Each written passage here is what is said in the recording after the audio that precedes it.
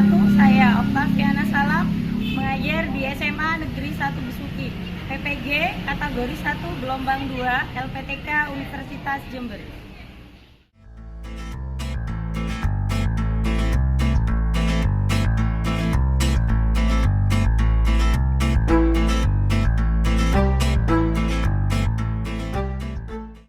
Assalamualaikum warahmatullahi wabarakatuh. Ya, kabarnya hari ini? Baik. Sehat. Terima kasih ya sudah masuk hari ini. Sebelum kita mulai pelajarannya, kita berdoa terlebih dahulu. Dibaca sahabat. Sebelum mulai pelajaran, mulai berdoa mulai. Apakah hari ini ada anak-anak yang tidak masuk? Ada masuk semua, Bu. Minggu di hari ini ya.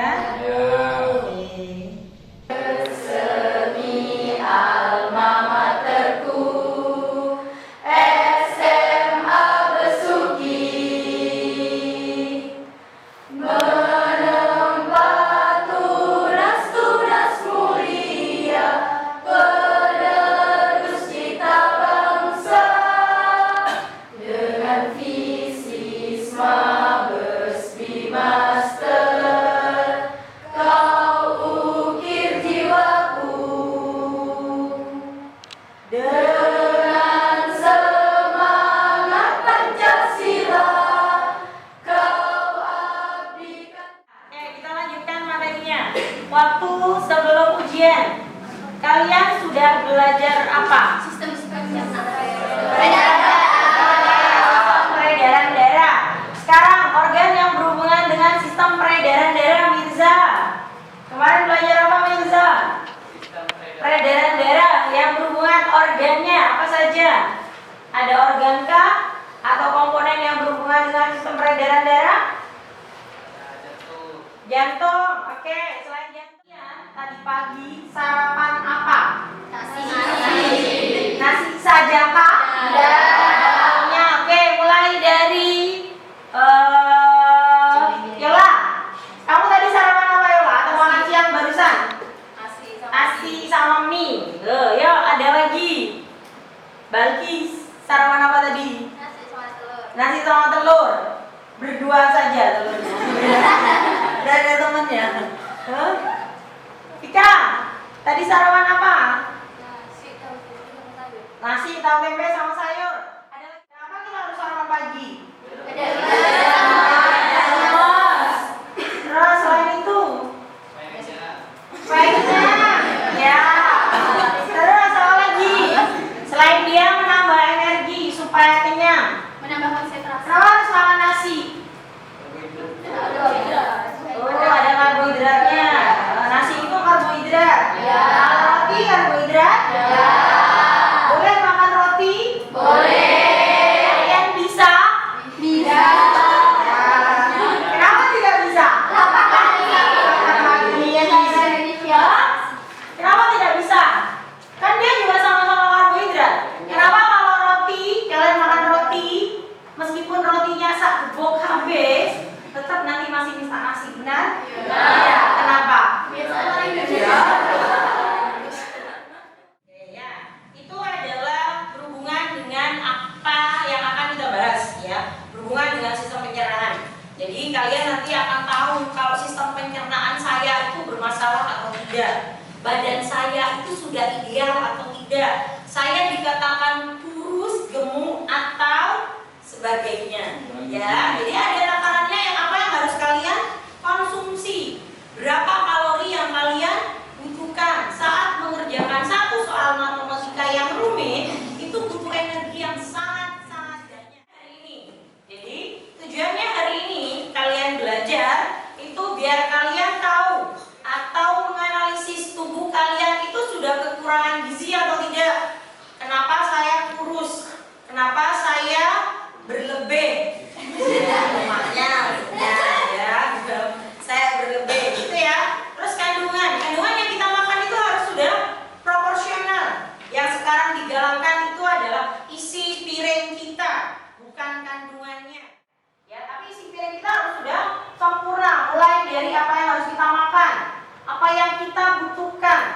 sakit kenapa tidak sama makanannya dengan orang sehat?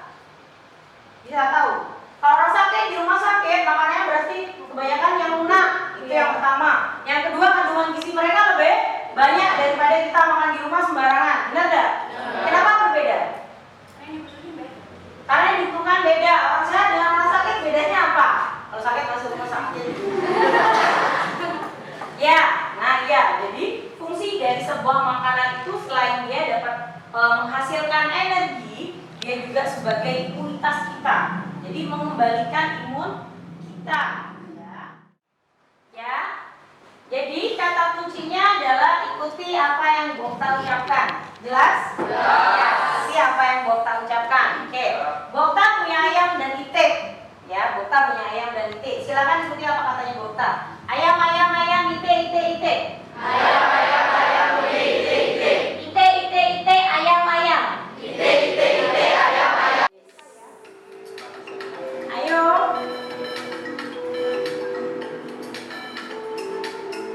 Pointer bahasanya 1800. Wes, ada ini.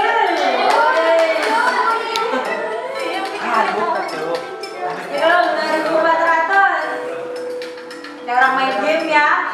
Iya. Ada di Jakarta Fashion and Food Festival. Ramai banget di sini teman-teman, dan juga banyak sekali makanan yang di sini pusing. Pemuda ada di sini, saya mau tanya-tanya nih sama pengunjung yang ada di sini seputar makanan yang dijual di sini. Kita cari yuk salah satunya. Busuknya ada nggak ya kayak gini? Ada. Ada pasar, jangan tahu. Nah, sekarang perhatikan dari cuplikan yang Bokta kasih. Permasalahannya apa? Yuk. Dari yang Bokta sudah share di sini, menurut kalian permasalahannya apa? Yang kalian pengen tanyakan apa yang berhubungan dengan itu? Kalau di rumah sering ya, santan itu dimasak bolak-balik, benar? Kalau dianget tambah enak bu, gitu ya. Kalian makan racunnya. Nanti rumahnya jadi rumah jenuh. Ya.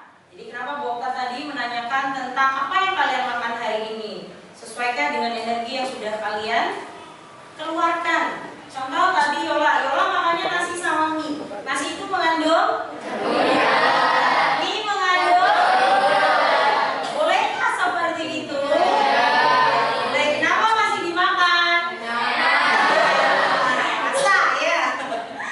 Oke, sebenarnya kayak gitu tidak boleh ya. Di piring kita harusnya ada yang namanya kandungan karbohidratnya. Boleh tidak nasi? Boleh. Kandungan karbohidrat itu kan tidak hanya ada pada nasi. Contoh roti, lu tadi makan roti. Selain itu kentang.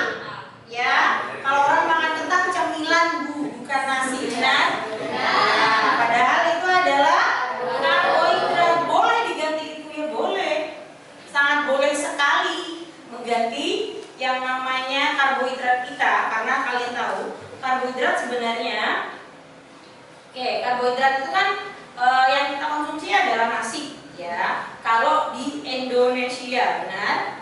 Ya. Kalau di luar Indonesia yang kalian tahu apa?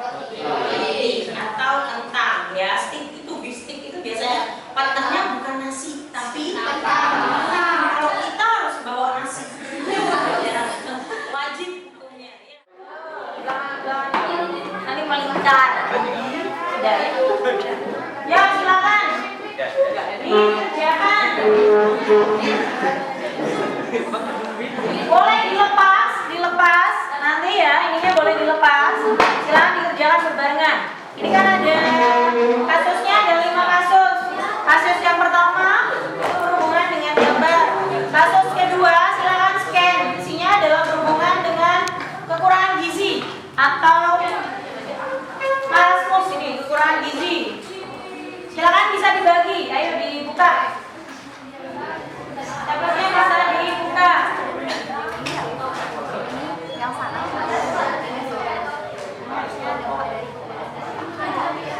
Oke, nanti dijelaskan.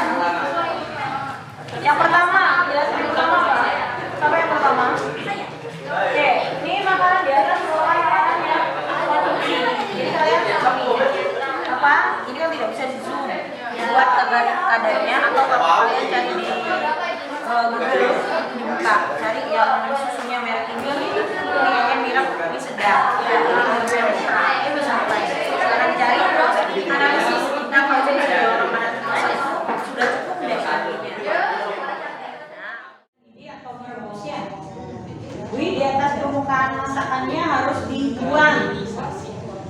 Ya, biasanya kalian enggak langsung diaduk-aduk. Buihnya itu adalah kotorannya. Sama dengan kalau kalian pernah masak ikan ayam, ya dijadikan sayur atau dijadikan sop ya. Itu kan harusnya ikan ayam itu dididihkan terlebih dahulu. Habis itu airnya dibuang, baru dimasak dengan air yang baru.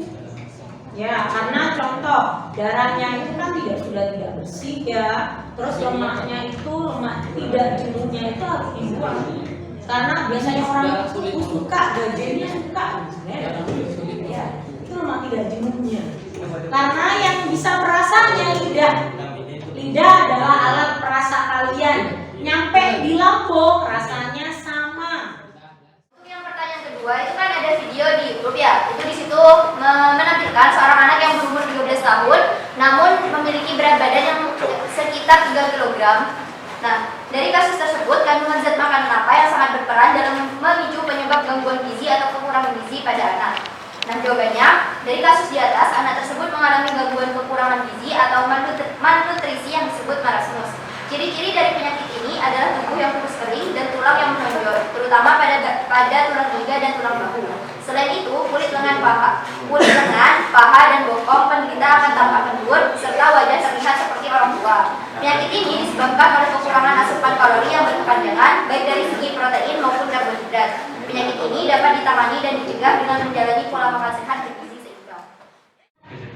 Ya, dari setiap plastik itu sebenarnya sudah ada proses penggunaannya, ada bisa digunakan dengan microwave atau tidak, itu biasanya tercantum di plastiknya.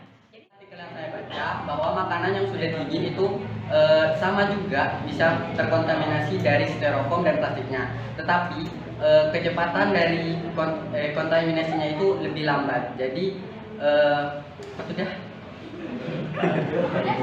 zat kimia yang ada di styrofoam dan itu dan plastik yang berkualitas rendah.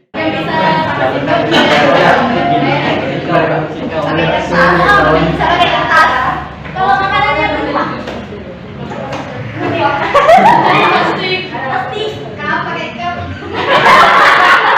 Oke, kan ada kan yang itu kalau dari rumah yang bisa sama jalan, udah jadi satu.